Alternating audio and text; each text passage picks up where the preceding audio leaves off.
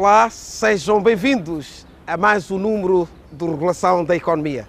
Iniciamos o programa para dar-lhe conta dos principais assuntos que marcaram a agenda informativa na ARME nos últimos 15 dias. O administrador Carlos Ramos faz o balanço positivo da participação da ARME na 16ª Assembleia Geral Ordinária da Associação de Reguladores de Energias dos Países de Língua Oficial Portuguesa, RLOP, a que se seguiu a 13ª Conferência Anual desta agremiação lusófona, este ano dedicada à resiliência e transição energética. A Presidente do Conselho de Administração da ARME, Leonilde dos Santos, assina a adenda ao Protocolo de Cooperação Bilateral entre a instituição que dirige e a Autoridade Nacional de Comunicações de Portugal, ANACOM, no âmbito da cedência do software RadioTask, que irá permitir à reguladora reduzir substancialmente o custo com a monitorização de espectro radioelétrico no país.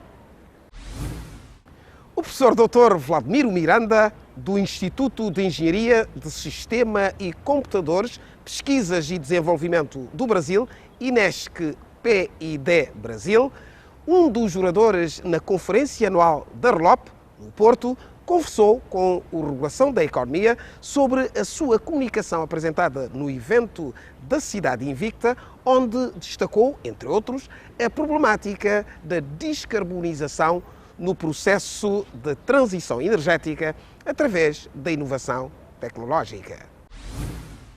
O administrador Carlos Ramos faz um balanço positivo da participação da ARME na 16ª Assembleia Geral Ordinária da Associação de Reguladores de Energia dos Países de Língua Oficial Portuguesa, RLOP, que aconteceu no Porto, em Portugal, no passado dia 8 de novembro, a que se seguiu a Conferência Anual da RLOP, este ano subordinada ao tema Resiliência e Transição Energética. A Assembleia Geral da RLOP, que é a Associação dos Reguladores de Língua Oficial Portuguesa, em que temos a participação de 12 reguladores, sendo um de Cabo Verde, 2 do Brasil, 2 de Portugal, 2 de Moçambique, 2 de Santo Tomé e os restantes de Angola.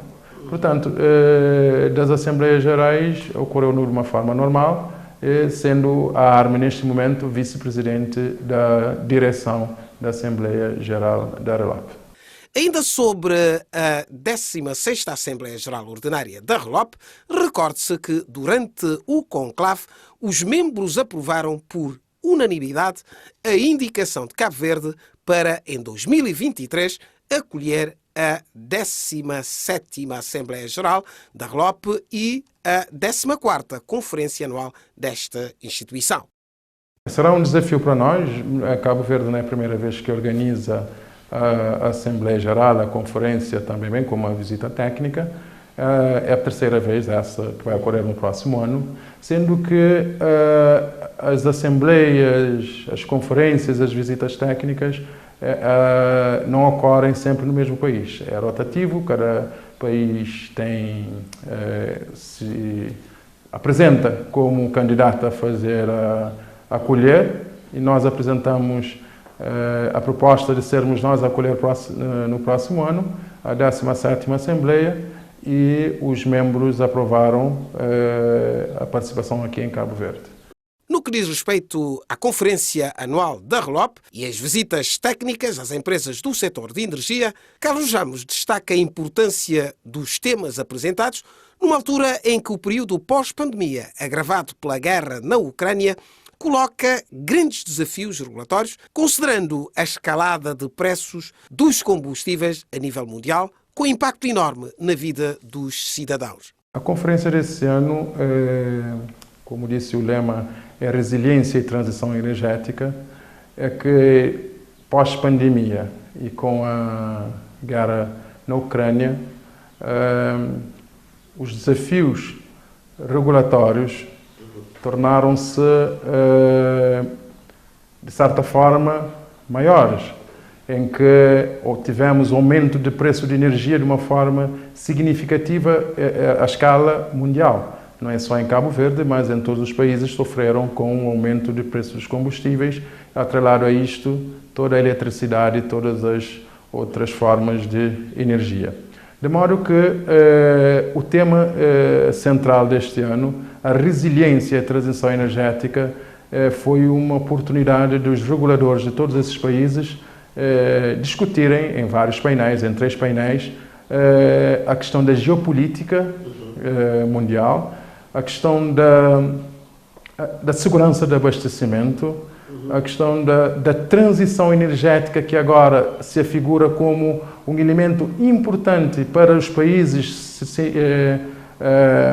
se posicionarem e também terem menos dependência dos combustíveis fósseis, fazendo com que os países tenham maior autonomia, por assim dizer, em termos energéticos. Isso é possível através da transição energética, em que as renováveis assumem um papel muito importante, porque vai ser um recurso endógeno, ou seja, do país. Portanto, não vamos depender de terceiros para produzir energia. Isto, de certa forma, o tema, no seu todo e na forma como foi debatida, foi muito importante, muito frutífero. Tivemos a presença de ministros e ex-ministros, por exemplo, ex-ministro de Energia do Brasil esteve presente como um dos painelistas. Tivemos professores catedráticos, tivemos reguladores e tivemos outras entidades nas conferências que não são reguladores de energia, mas são reguladores de outros setores. Por exemplo, de telecomunicações tivemos presença e foi um dia em que os debates, as apresentações foram muito frutíferas, que nos ajuda a pensar nos próximos tempos como trabalhar a questão da transição energética, sobretudo os desafios regulatórios para os próximos tempos, tendo em conta não só a questão da resiliência, mas também a questão da transição energética. E a propósito dos desafios regulatórios, o administrador Compelouro de Energia afiança que a ARME, no quadro da execução do plano de atividades para o próximo ano, vai efetuar a revisão da estrutura tarifária para, entre outros, responder aos desafios da transição energética. De facto, nós, no plano de atividades do setor elétrico para o próximo ano, nós temos a revisão da estrutura tarifária, de modo a permitir não só a questão da transição energética como um todo, já que essa estrutura tarifária já tem alguns anos, em que nem se falava tanto da transição energética, e neste momento afigura-se uma questão primordial para, como disse anteriormente, para a independência energética dos países quando se investe na transição energética, sobretudo nas energias renováveis. E para isto, então, a nossa estrutura tarifária vai ter que incorporado já todos esses componentes que permitam, de certa forma, fazer a modelação de todos os cenários para a transição energética. E um dos cenários que não afigura, só a título de exemplo, na estrutura tarifária, é, por exemplo, como acomodar as pessoas que produzem independentemente. Ou seja, uma pessoa que tem uma microprodução e que tenha a possibilidade, por exemplo, de injetar na rede. Como que vai ser? Então, não só a nível comercial, como que deve ser, mas também a nível tarifário, como é que deve ser trabalhado. Então, isso é tudo um dos desafios que nós temos de muitos, né? Para trabalhar nessa questão da transição energética. A presidente do Conselho de Administração da ARME, Leonilde Tatiana dos Santos, assinou no passado dia 7 de novembro, em Lisboa, Portugal, a adenda ao protocolo de cooperação com a Autoridade Nacional de Comunicações, a ANACOM, representada pelo seu presidente João Cadete de Matos, que visa, entre outros propósitos, o desenvolvimento de ações específicas que têm que ver com a assistência técnica e formação no quadro da cedência do software Radiotask, que irá permitir à ARME reduzir substancialmente o custo com a gestão e monitorização de espectro radioelétrico no país. Recorde-se, entretanto, que entre os dias 13 e 14 de outubro esteve na ARME uma delegação técnica composta pelos diretores das delegações da Anacom do Porto e da Madeira, respectivamente os engenheiros Luís Roque Pedro e José Nelson Melim, para apresentar o software RadioTask no âmbito do projeto de implementação de estações de monitorização do espectro de baixo custo em Cabo Verde. O professor Dr. Vladimiro Miranda, da Faculdade de Engenharia da Universidade do Porto, que participou na conferência anual da RELOP, que aconteceu no passado dia 9 deste mês, na Fundação Dr. António Cupertino de Miranda, no Porto, com a comunicação Inovação para a Transição, defendeu, em conversa com a regulação da economia, que a descarbonização energética é um imperativo categórico global, particularmente em Cabo Verde. A descarbonização é evidentemente uma imperiosa necessidade para salvar o planeta, ou pelo menos salvar o planeta que nós conhecemos. O planeta vai continuar a existir, podem não ter humanos. Mas, quer dizer, o planeta vai continuar e vai ter vida, não é? As bactérias cá estarão. Agora, a questão é salvar o nosso planeta. A descarbonização é absolutamente imperiosa, a ciência sabe disso há muito tempo.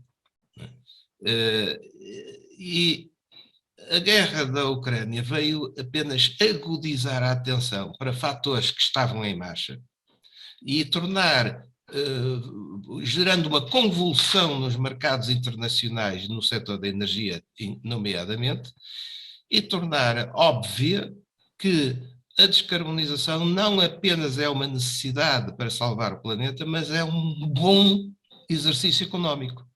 Muito bem. E porquê? Bom, Cabo Verde, na sua situação espacial, sempre dependeu da importação de combustíveis fósseis. E há dois setores enormes que gastam desses combustíveis. Na verdade, é o setor, chamemos-lhe... Bom, os três setores que gastam energia são edifícios, indústria e transportes. Isso, enfim, sem entrar em detalhes estatísticos, vamos pensar que é um terço, não é bem assim, mas é mais ou menos. É uma grande uma situação relativamente equilibrada. Desses setores, quase tudo em Cabo Verde depende ultimamente de combustíveis fósseis, porque a própria produção de energia durante muito tempo tem uma relevância importante na importação de fuels, etc., diesel, para os geradores térmicos que têm. O preço dos combustíveis e a escassez e a dificuldade de abastecimento, acompanhado da baixa absolutamente inacreditável há anos atrás dos preços das energias renováveis, ou seja, dos custos de fotovoltaica e de eólica, torna um bom negócio investir nas renováveis e substituir os combustíveis fósseis.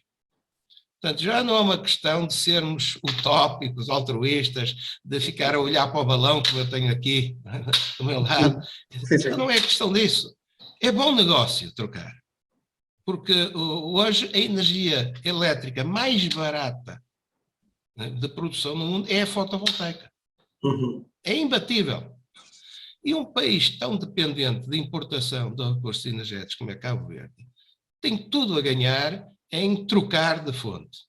E o planeta tem tudo a ganhar com essa opção. E a inovação é necessária porque a introdução massiva de tecnologias que permitam o abastecimento de renováveis implica muita inovação tecnológica para isso poder manter um sistema elétrico seguro, sem apagões, sem nada. Porque, por exemplo, quando a gente fala em aumentar em Cabo Verde a produção de eólica e fotovoltaica e ficar a viver disso, tem que equacionar estratégias de armazenamento de baterias e outras. Porque não é possível viver sem ter isso também, quer dizer, depender só das renováveis, tem que ter estratégias de armazenamento, tem que ter desenvolvimentos tecnológicos de eletrónicas de potência, de interfaces, de sistemas inteligentes de gestão dos sistemas, que são diferentes dos sistemas antigos, então precisamos de inovação. E se vamos incorporar o hidrogênio, também precisamos mais inovação, porque até agora o hidrogênio não era usado. não é? Mas Cabo Verde tem um potencial enorme para pensar numa estratégia para o hidrogênio.